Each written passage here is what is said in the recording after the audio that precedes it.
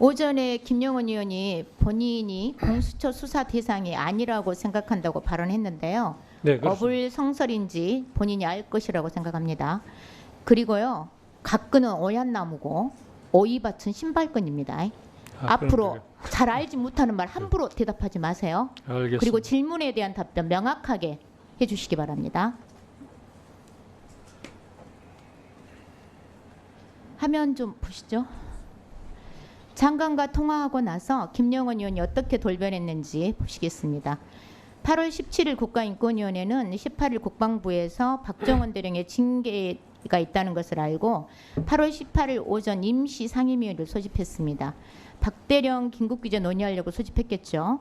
그런데 김영원 의원이 17일 오후 5시에 갑자기 조퇴하고 다음 날 병가를 쓰겠다고 통보합니다. 그리고 직원에게 카톡을 보냅니다. 카톡 내용은 박정원 대령 긴급구제는 현실적인 악조건을 모두 돌파하고도 논의해야 될 정도로 보기 어렵고 위원회 공고가 무의미하다고 말을 했습니다. 이종석 장관은 윤 대통령 경로를 듣고 김 의원님은 아마 이종석 장관의 경로를 들은 것 같습니다. 아니면 이종석 장관처럼 02800번으로 시작하는 혹시 전화를 받으셨나요? 예, 아니오만 하세요.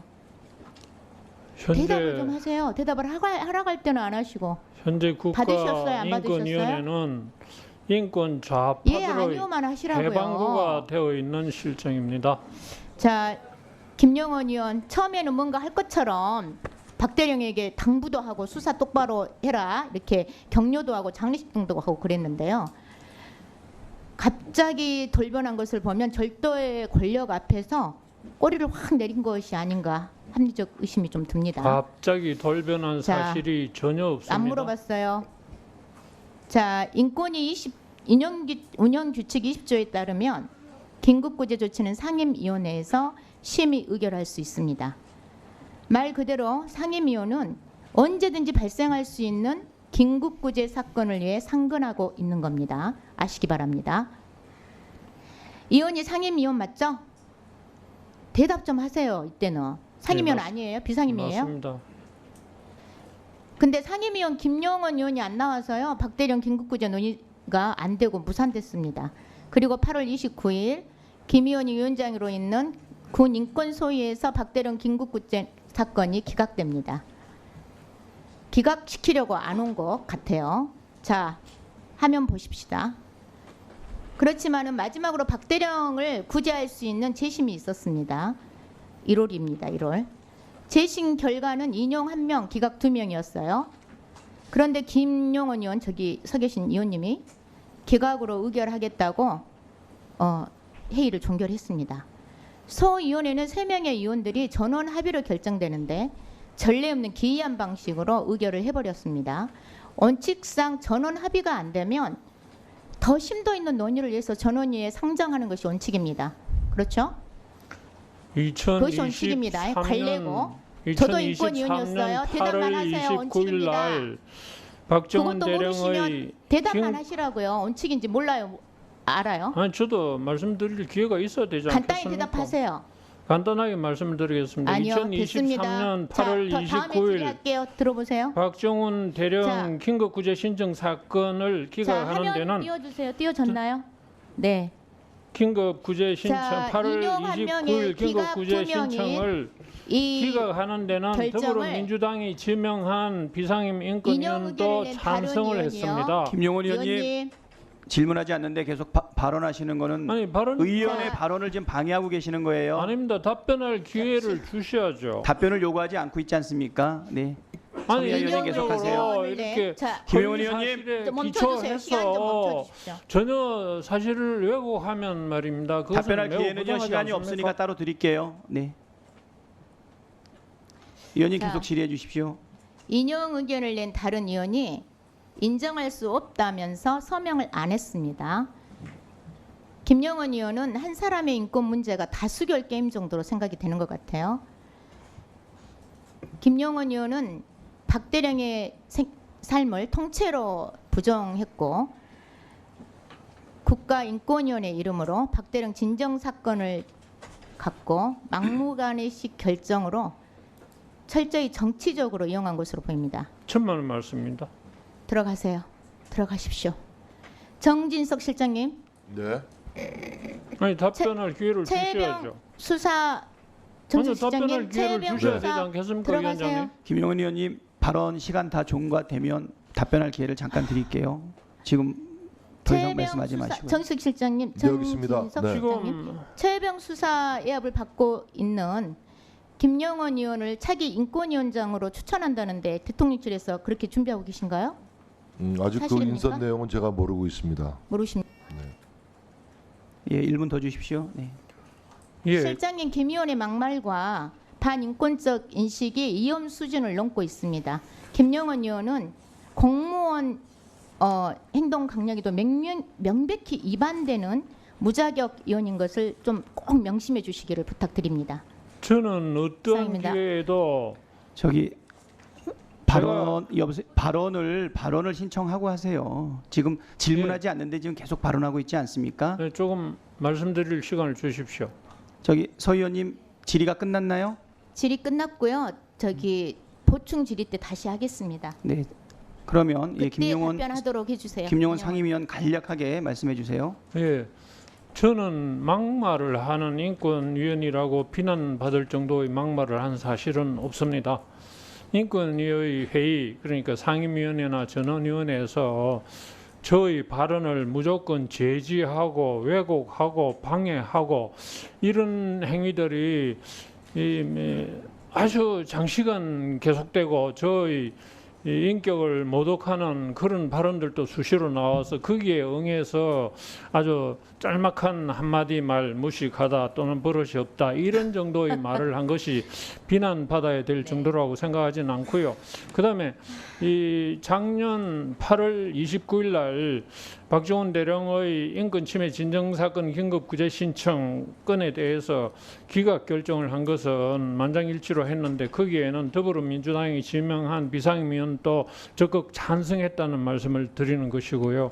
그다음에 금년 1월 30날 진정사건 본안 안건에 대해서 기각 결정을 한 것은 국가인권위원회법상의 이 소위원회 의결 정족수 규정에 따른 것이고 저의 그러한 의결 정족수 해석과 적용은 정당하다는 것이 바로 지난주 월요일의 전원위원회에서도 인권위원 6명의 지지를 받은 그런 사항입니다. 그래서 제가 제멋대로 기각했다는 것은 전혀 사리에 맞지 않는 억지 주장에 불과합니다. 예, 소미아 의원님 수고하셨습니다. 다음은 신장식 의원님 질의해 주시기 바랍니다. 네, 잠시 김용원 의원님 그 자리에 계시죠? 예. 막바로 이어서 이충상 의원님에 대해서도 제가 질의를 할 거니까요. 이충상 의원님도 저쪽에 좀 미리 준비를 좀 해주셨으면 좋겠습니다. 김용원 의원님 질의 시작하겠습니다. 김용원 의원님, 최상병 사건 진정 들어온 이후에 관련한 내용으로 이종섭 전 국방부 장관과 통화한 적 있는 것은 인정하셨죠? 그렇습니다. 예. 그리고 나서 장관이 중간에 바뀌었어요. 그죠? 신원식 장관 만난 적 있습니까? 예방한 사실이 있습니다. 군인권 보호관으로서 국방부 언제? 장관을 찾아갔습니다. 언제 왜 만나셨어요?